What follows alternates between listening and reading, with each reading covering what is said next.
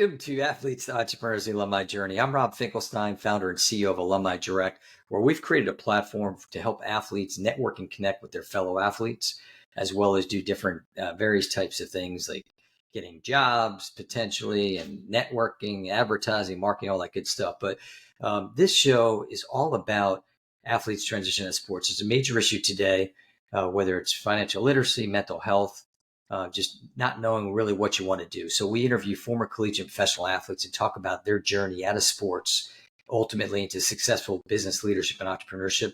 So excited today to have Dalton Crossan. How you doing, Dalton? Very good, Rob. Thanks for having me. I appreciate it. It's a pleasure. So Dalton played football at University of New Hampshire, and then he played in the NFL, played for both the Colts and the Buccaneers. Ultimately, when he was done playing, he wanted to get into the business world and looking for some different things, kind of networking, connecting, trying to find the right thing for him. Ultimately, he found Hotaling Insurance Services, and he's made a home there, and he's a managing director. So Dalton, I always talk about playing sports growing up. Talk about how that shaped you leading up into college. Yeah, I mean, I talk about it all the time. I think that, there's no question that I wouldn't be the man that I am or anywhere near, the success levels that I've had in sport or obviously after transitioning from sport into business, without having played my whole life growing up. It teaches you so much about life and business. And, I always explain, the different adjectives, right? Whether discipline, work ethic, coachability, teamwork, you can probably name 1,000 of them, but you learn so much from sport that ultimately transitions and translates over to real life, and then for me, business. Absolutely, for sure. And then, did you dream about being a professional athlete growing up? And if so, what sport? Yep, yeah, my whole life I'd say I started playing tackle football at 4 or 5 years old, and from that point, I mean, maybe that point or maybe a couple of years after, but the goal was to always play in the NFL. That's great. I always joke around. I wanted to be a major league baseball player. Unfortunately, talent wasn't there. So I do podcast today. So it was all There you good. go. So let's talk about when you were in school, and you were in school definitely a lot more recent than I was. Were there starting was New Hampshire doing anything as far as preparing athletes for life after sports? Yes, for sure. I mean, there's definitely like, some classes, so not classes in terms of school, but like classes through the athletic department, where, and my memory definitely isn't completely there with that. It definitely wasn't a bunch, but we definitely had some, like, maybe financial literacy or more educational based, like, what does life look like after sport. And there was definitely some of that. I couldn't tell you the details on it just because I don't remember, but we definitely had some of those things. Was it kind of like a workshop thing, or something like a literal class where you had to go for like a semester? No, no, not a class, like not an actual class, more workshop type stuff with the entire athletic department, right? So like wasn't just the football team, but it was, football and hockey and, female sports, field hockey, whatever. But there was like I remember there being, large groups of athletes in certain workshops, with different topics, again, whether that be financial literacy or, how to interview, right? Or like kind of the importance of networking and leveraging alumni and, so on and so forth. I do remember there being, some workshops like that going on. And that's great. I mean, some of the things we've talked about, like with athletic departments, is just maybe even more of an extension. Like I talked to one guy on a previous guy on the podcast. He played football at University of Buffalo, and he said he would have loved to have maybe a semester or even like a 4 week workshop that was almost mandated. Now, granted, you're in the thick of the sport and it's hard to do, timing and all that, but just to better prepare him once he was done. For sure. Yeah, I think that stuff is so important. I mean, I think we can talk forever about America's education system in terms of, coming all the way up through whether that be second, third, fourth grade, all the way through high school and then ultimately college. But I think there can be a lot more done to teach not just athletes, but everybody, students and young people on the importance of financial literacy and, what is money? How does money move? What is investing? What are taxes? What are the implications? Right. I think that there's a lot of stuff that we as America could do a better job in from an educational standpoint, in terms of transitioning over to life after school. Yeah, for sure. I mean, even like, and that will lead me to like my next kind of a question I usually ask. And you were played before, but talk a little about your thoughts on NIL, and then just to that extent, like you just said, like having that education. Um, yeah, absolutely. I mean, NIL is interesting, right? Really interesting. It's essentially turned into professional sports, right? Where you have these collectives, and when you combine NIL and the transfer portal, really it's free agency. I mean, more or less. So I actually just had a meeting, not like 30 minutes ago, with a guy who is in that space and in the agency space, has his own agency, sports agency, mostly NBA, but now tremendously infiltrating, the NIL space just because there's so much money given to these college kids. And I think it's great. And I'm definitely the first guy that says that the college kids and the college athletes should be paid, especially when they're generating billions and billions of dollars of revenue for the NCAA, right, with all their hard work on and off the field. But I do think that there needs to be massive education there for those guys, right? Whether it's through their financial advisors or, you know, um, workshops and programs that the NCAA and or their schools, even more so now than when I was playing, because for when I was playing, they're just teaching you how to do things after you graduate from the university, whether or not you go play pro or you get a job. These kids are actually making real money, right? Even $50,000, $80,000 a year, all the way up to five, seven, eight, nine, $10 million a year for some of these top college kids. Just knowing what to do with that money, understanding that you owe taxes on that money, and understanding, how to invest that money and make that money work for you, and to build a foundation, in terms of foundational layer assets to then prepare yourself and ultimately set up your future.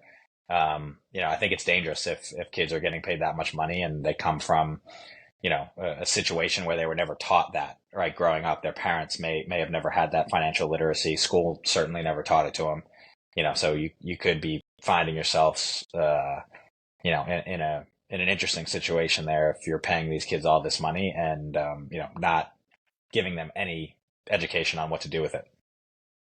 Yeah, absolutely, and I think that is the key is the education side. I mean, I've heard some horror stories. I mean, somebody's telling us about there was this one athlete. He got like I think it was like a $40,000 deal, and him and his friends spent all the money. Which yeah, again, I can understand. I mean, people are young. It doesn't have to be an athlete; it could be anybody young getting that kind of money. But back to what your point was, is that so they spent the money, and then what happened was it brought the family income threshold above the amount where this athlete actually lost his scholarship as well.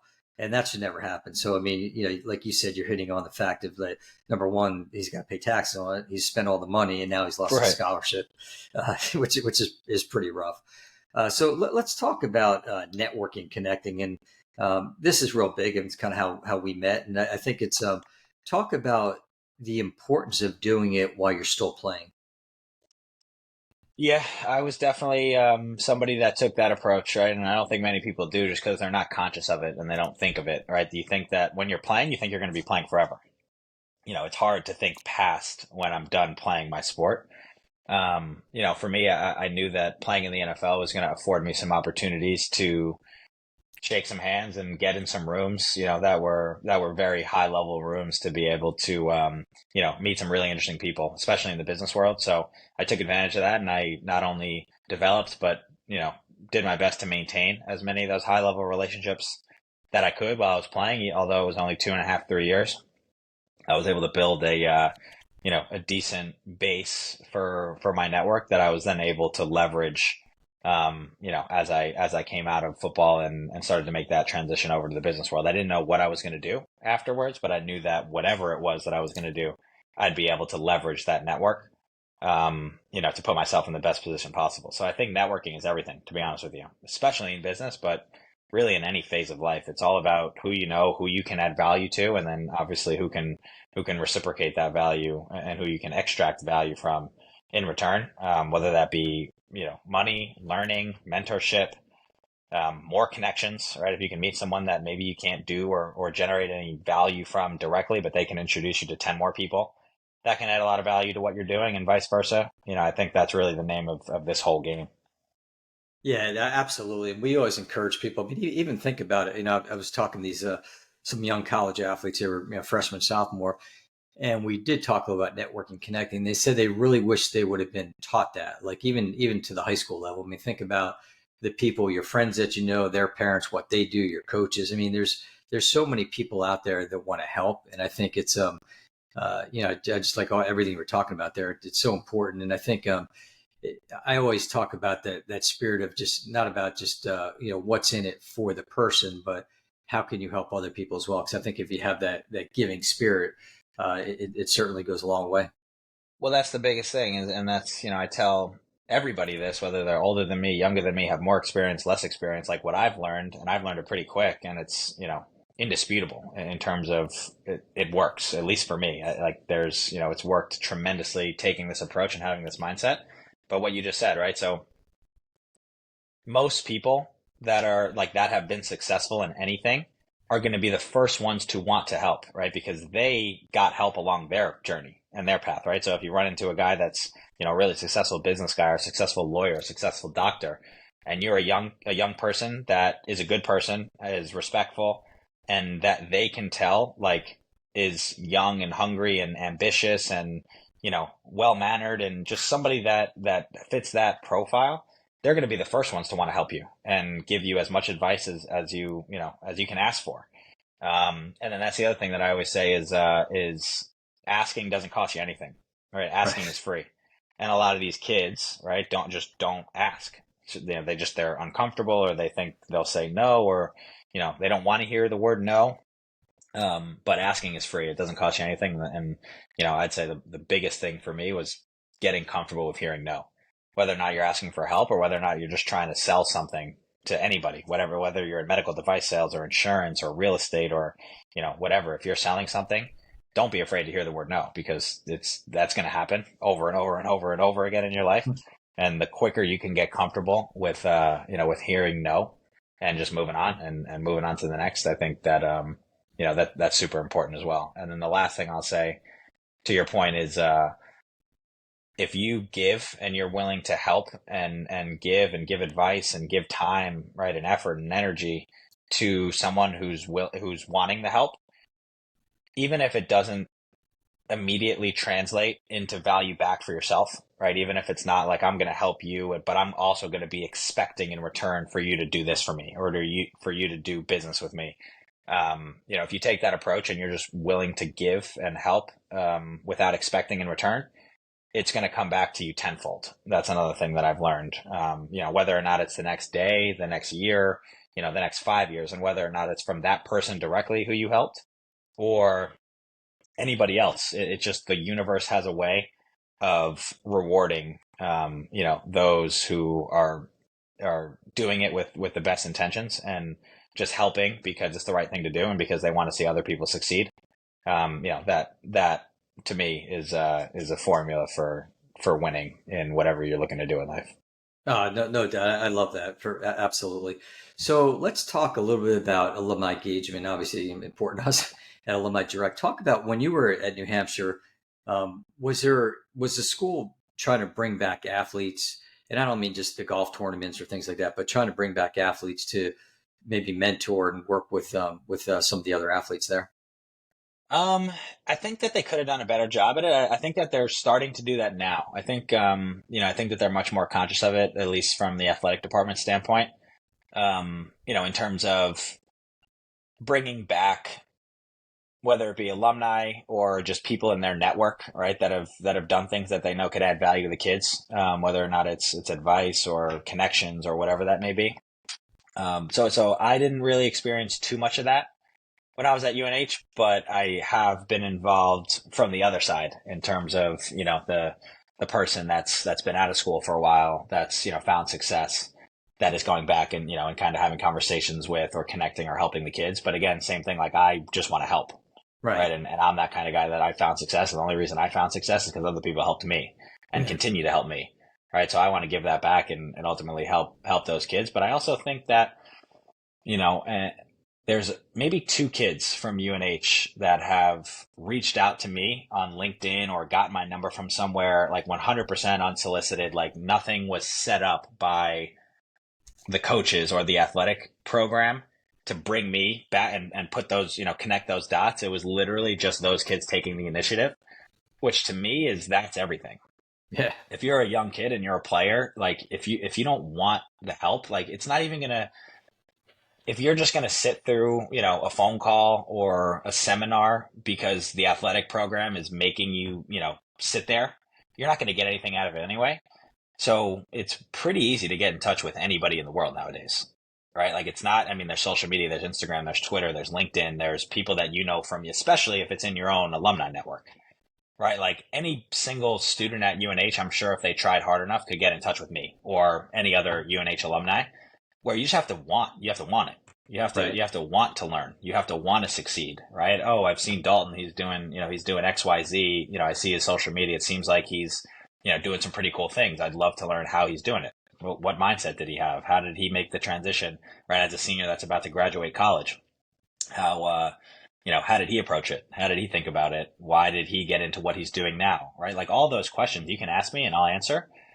But like, I don't think you necessarily you just have to have that ambition, like that hunger and that want to learn and that willingness to learn and that willingness, and hunger to be great at whatever you're doing next. And to me, like that's what I did, right? I found mentors and I sought people out on my own. Like I didn't need to be put in touch with people because it's easy. It's not that hard. It's just set your mind on something and go do it. At least that's my opinion on it.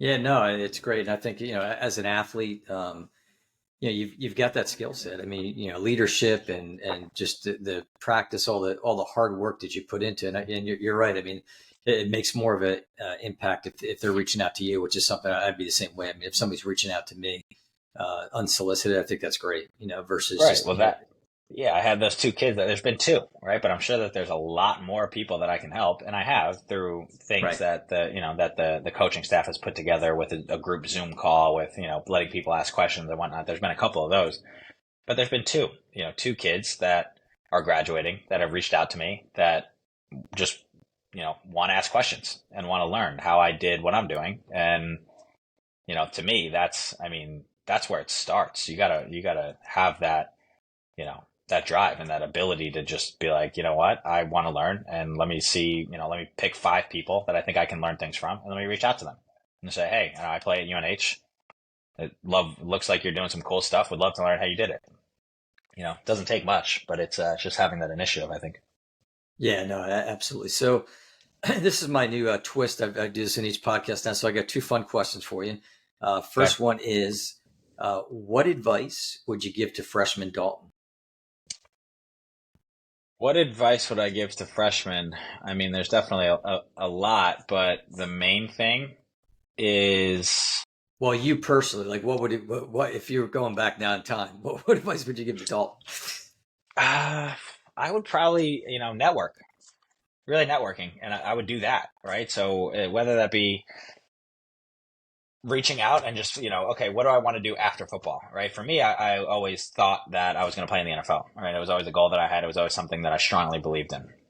So number one, it's network and find mentors, right? Whether or not that's on the sports side of things, or whatever you think that you may or may not want to do in the future. But just starting to build that network, you can never start building a network too early, and you can never start learning from people, and finding mentors too early, in my opinion. So it would definitely be leverage the alumni network, just get out there, go to different events and different things that you think you might be interested in, but don't just, rely on the school to set those things up for you, right? I would do and participate in all the stuff that the school sets up for you, which I'm sure is a lot of great stuff, but also then, take initiative and go do things by yourself. And just learn how to work and just be consistent with it. That's the biggest thing is, people always want the quick and easy way, right? And they always want the, how do I get here? And people think that they can work hard for a month or 6 months or a year or 5 years and get to where they want to be. But the harsh reality of it is that's not how it works. And, it takes a lot of long, hard, consistent work, consistent being the key there. I mean, it's funny. One of my, somebody asked me the other day, like, what's your workout routine? You look like you're in great shape. Like what's your leg routine? And I was like, it's not, I answered them based on what it actually was. But then in hindsight, I was, Easter morning, I was out, running some hills and working out and like doing whatever. And it registered with me that I was like, it's not about the, how many reps are you doing and how many sets are you doing and what angle is the bench at and what, you know what I mean? Like, it's not about Right. that. It's literally about just doing the work 5, 6, 7 days a week, every week for a period of 10, 15, 20, 30, 40 years. Like it's just consistently pursuing a goal, or like the consistent, persistent pursuit of somebody's potential. That's really what it's about. It's just doing it over and over and over again when you don't want to do it. Right. And that's Right. discipline, Yeah. and that's work ethic. And to, figure out how to develop that is, that's my long-winded answer of saying network and meet as many people as you can, no matter who they are, and figure out how to work and the type of worker that you want to be. Those are really the two most important things in my opinion. And then I guess it's probably pretty much the same advice, but like if you fast forward it to like senior Dalton, any changes there? Any other thoughts you'd give the senior Dalton? Just build on it. Keep building on it. I'm still doing the same exact thing today. At 30 years old, I'll still be doing the same thing at 35. I'll still be doing the same thing at 60. Is just continue to work and, you know, and just build upon it. There's so many different ways that you can do that. And obviously I'm not gonna, I can talk about this for freaking 5 hours, if I Absolutely. wanted to, but it's literally just, man, find yourself, and it's all in your mind. It's all a mindset, and it's, going to war with yourself in your own mind in terms of doing things you don't want to do. You say that you're going to work out today, make sure you do it. You're going to wake up at a certain time, wake up at that time. You're going to, I'm going to do this for my diet and I'm not going to eat this. Do it. Like, and most people struggle with that, right? It's the back and forth battle of, you know, I told myself I'm going to work out today, but then it's, that day comes and it's, oh, you know what? I stayed up a little late last night and I'm really tired and I worked out really hard 2 days ago. So I don't really think I need to do it today. And I deal with that all the time as well. Everyone does. It's just a human thing. But the more you can win those little battles and keep your promises to yourself that you say you're going to keep. And, obviously I think that compounds, versus digging yourself in a hole over and over and over again to the point where you don't, your subconscious mind doesn't like yourself because you can't even keep your promises to yourself that you say you're going to do. I truly think that's how it works. Yeah, no, I agree. So now let's talk about transition. So two transitions for you. So the first one, what kind of transition did you have going from college to the NFL? Um, I mean, it was definitely, like, football wise specific was crazy, right? Just the different level, the speed, the size, how serious it was. It went from, a bunch of guys in college that are, playing in the game and then they're trying to go out to the bars and to party afterwards, where in the NFL, you're literally dealing with guys that are like fighting to make a roster to feed their family. Right? It's a big difference in not only skill and size and speed, but also mindset and like the seriousness of what you're doing. Um, so I love that. I mean, and I also wish that I had, when I look back, I wish that I understood how my mind worked and how powerful it was while I was playing. At which I didn't really start to tap into that until, maybe the past like year and a half, 2 years. I always had like components of it just naturally, I think, but um, I don't know if you've looked at any of the like Bob Proctor stuff or Law of Attraction or, Yeah, Think and Grow Rich. Some of those books are just not those things exactly, but more just like the concept of what I'm talking about, and how right. conscious mind, subconscious mind, how all that stuff works. I wish that I kind of was more aware of that kind of stuff while I was playing. I think it would have made a difference. But in hindsight, I also am a big believer in everything happens for a reason, and I Right. couldn't be more excited and happy with the position I'm in now. So I'm glad that everything happened the way that it did, that I got hurt Right. when I did, and that my career ended when it did. Um, because I think that it just set up, right, everything that's going on for me right now. So yeah. Yeah, no. So it's if you're looking now, so you made the adjustment, and it's, I mean, everything you're saying, I mean, I could just tell from your mindset. Dalton's a sharp guy, everybody. I can tell he's like a leader. I'm fired up. I'm ready to go to work with him. Right. But, talk about, now, you mentioned you got hurt. So that was kind of the end of your NFL career. So now you've played sports your whole life. You played football, tackle since you were like 4 or 5, like you said. Was there a difficulty in transitioning out of, I mean, even though you're still doing athletic stuff, but like transitioning out of that everyday, Oh football? yeah, very hard. It was very hard. And I think that that transition is always hard for anybody, whether or not you stop playing in high school or college or the pros, right? I think it's always hard. Especially the further you go, right? Because for me, I was always the football guy. I was always that guy. I was always the guy that was good at sports. And, then when it comes time to make that transition, it's always tough, especially when it's not a chosen one, right? For me, it was like, I would have loved to play for, 6, 7, 8, 9, 10 plus years in the NFL. I think that I had the ability to do that, but unfortunately injuries just weren't, it wasn't in the cards for me in terms of being able to stay healthy, unfortunately. So, what I always say is I think I made the transition easier than most people at that level, right, who are transitioning from the NFL to what's next. I think I had a little bit of an easier time making that transition just because of my mindset at that point. And I was always obsessed with business and being an entrepreneur and investing. And thankfully I had gotten some like venture capital investing and, at least a base level of like business and financial literacy while I was playing through the connections that I made while I was in the NFL. But I was always obsessed with that world. So I knew that, even while I was playing before I got hurt, I knew that that was going to be my life after football. And even if I am fortunate enough to play for 10 years, what does that put me at 30, right? Like kind of where I am now. Like, Right. so still super young. And you have so much time post football, even if you play for 15 years, right? Or 20 Right. years, like Brady, like he's, 40, Right. 44, 45, whatever. You still have so many years left in your life. So I knew that I was ultimately going to be in business, and it just happened a little bit sooner than I would have liked. But again, in hindsight, I'm glad that it happened exactly the way that it did because there are a lot of reasons, but essentially it's just I'm at where I'm at now, and I absolutely love where I'm at now and where my life is now. And obviously that would be different if I played for 2, 3, 4, 5 more years. Right. Right. Absolutely. So give maybe a couple words of advice, to these athletes, because like we talked about, I mean, there are a lot of athletes struggling, and you handled the right way. A lot of it, due to your mindset. Give some advice to athletes when they are done. This is a super easy question because it's literally, I think that athletes, for whatever reason, I don't really know what the reason is, but they feel like they, might not be able to be as good in something else as they were at football or baseball or basketball or whatever their sport was.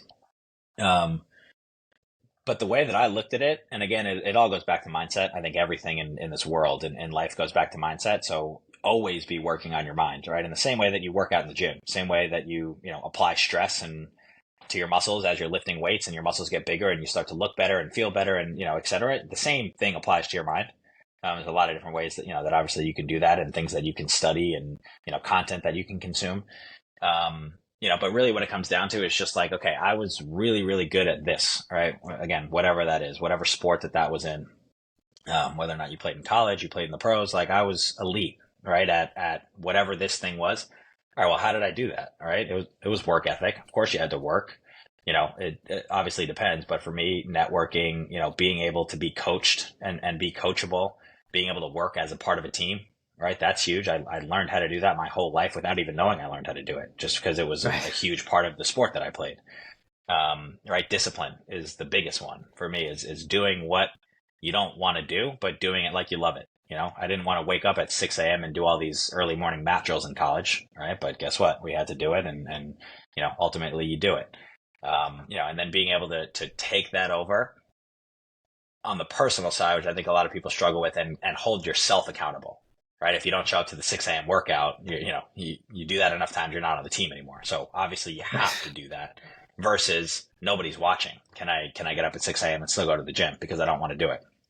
So it's really just picking up all of those things, discipline, work ethic, teamwork, coachability, right? A lot of those adjectives that I say over and over again, but there's 1,000 more of them that you can point to that made me, Dalton, really good at football, right? Throughout my entire life. There's so many different things. And, I'm sure that the adjectives vary and change depending on the person, depending on the sport, but there's a lot of different qualities that made you, athlete A, B, or C, really good at what you do. Just pick it up and just literally move it and just put all of your energy, time, thought, energy, and just apply everything it was that made you good over here and just do it over here. It sounds simple. I think it is simple. Simple, Right. but it's not easy. That's what my head coach in college always used to say, simple, but not easy.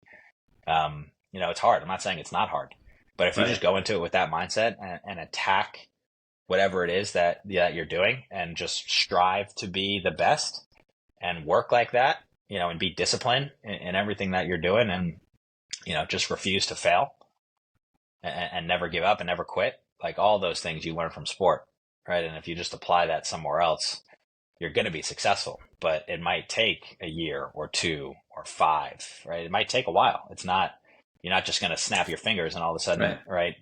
But then again, I didn't get to the NFL in 5th grade. When I was in 5th grade, how much work Right. did I have to do and how much time did I have to put in? How many practices, how many workouts, how many repetitions over and over and over again did I have to do to get to that point? It's gonna be the same thing in business or being a doctor or you're gonna have to start from, closer to the bottom than the top. But as long as you just apply that mindset, there's 0% chance that you won't succeed as long as you don't give up. Just a Right. matter of when. How long does that take? Yeah, I mean, there's so many key nuggets there, and I think obviously a big part of the problem, and you hit on a couple times, is that athletes kind of look at themselves as their sport or their athlete, and so it's like you're Dalton, the football player, I'm Rob, the runner. It could be Susie, the swimmer, and whatever sport that person's in, like you brought up, I mean, there's many years ahead of you. So just I think the biggest key there, like you said, was just that skill set. You've got that athlete skill set, and there's so many great things that companies and people are looking for that you just it's an extension of the game. It's a new game. Mm. Your game ended in whatever the sport was, but now it's a new game of life, or whatever you're going into business or whatever it might be to apply what you've learned and skill sets. That's awesome. That's great Yeah, well, stuff. it's the same thing as when you go from middle school to high school. Right? You might be the best 8th grader on your team, but then all of a sudden you Right. go to high school and now you're at the bottom again. And then you go from JV to varsity. You might be the best player on the JV. Then you go to varsity and you're down at the bottom again. You got to earn that right to be called one of the best players on the varsity and to get a starting role and to be, all state, whatever the case may be. And then you go to college and all of a sudden you were the best player in your college, right? And if you're an all-star, but then you go to Division 1, college football program and every single person on your team was the best player on their high school team. It's like, all right, now we're starting at the bottom again. But guess what? We got to work and we got to work and we got to, grind and now get to the top there. But then you start over again when you go to the NFL. It's a never ending process. And you do the same thing in the business world. You're brand new to the business world, but guess what? You have a lot of qualities that can make you great at business. And if you go from the NFL to the business world versus just going from college, random college you party for all 4 years to the business world, you're both at the bottom, but think about the advantage that you have as an NFL player or as a professional or a college, athlete. You have all of those qualities that you can point back to that made you really good over here, that you just apply them somewhere else, and you have a network and you have the ability to tap into, a network of alumni, right? There's so many different things and reasons that you'd have an advantage as a former athlete versus anybody else that wasn't an athlete. But I think that it's just for whatever reasons, a lot of guys don't think that way. It doesn't kind of, not the way that their mind works, which I think Right. the more people that think that way, the more, yeah, you'll have a lot of former athletes finding a lot more success. Yeah, which would be awesome. So let's fast forward to today. So talk a little about what you're doing today and how people can find you. Yeah, so we're Hotaling Insurance Services, like you mentioned earlier. I'm the managing director and partner here. We do insurance essentially at a high level. We do every single type of insurance that you can imagine. We kind of market ourselves as a risk management family office, essentially because we operate like a traditional multifamily office does, in the sense that the multifamily office is a one-stop shop, pretty much for everything financial for high net worth and ultra high net worth families and individuals. We take the same approach, but only when it comes to insurance and risk management portfolios. So, high-end life insurance and estate planning. Then we do everything on the property and casualty side of insurance as well, whether that's for a business, all the insurances that a business would need, or personally. So all the homes and the cars, boats, planes, jewelry, things like that. We'll do all the employee benefits for companies. So all the group health insurance. And then we do a lot of tax mitigation stuff as well, right? Again, because we're typically only working with the high net worth, ultra high net worth individuals and families, business owners, and athletes, entertainers. So we have a decent sized athlete entertainment side of our business as well. So that's Hotaling Insurance Services. We're probably about 200 employees and 5 offices throughout the country. And then outside of that, I do a lot as well, personally, kind of with, my own assets and my own family office, so to speak, is ultimately what I'm building, where I do a lot of venture capital investing, and advising to earlier stage tech companies. And then I'm also a general partner in a commercial real estate operation based here in New York. So those are most of my time is definitely spent inside of Hotaling. But I definitely do a lot of business, in some different industries, some different areas, mostly the venture and earlier stage tech stuff and the real estate stuff. So. Okay, you're doing a lot. Are you have you gotten into motivational speaking yet? Because it seems like that could be another platform. Actually, I'm not really a speaker. I love talking about this stuff. I absolutely love talking about this stuff. I'm very passionate about it, but yeah, no, not yet. And we'll maybe in the future, but definitely not anytime soon. Well, you could definitely be like an adjunct professor at least, and do some sports management or financial stuff at a school. Yeah, no, definitely. The more you can do, right? That's the same thing. I was a very versatile running back and a versatile football player. I like to think of myself as a versatile, business operator as well. The ability to do a lot of different things, but again, it all comes back to the network. I'm essentially a professional networker, right? And I think everybody should be in business at any level, a professional networker. And then you just need those buckets to actually convert that network. And how do you actually make money, right? You can't just make money by meeting people, but you can meet people and develop a very, very powerful, diverse, network, just connecting with like-minded people that are doing really cool things across all different industries.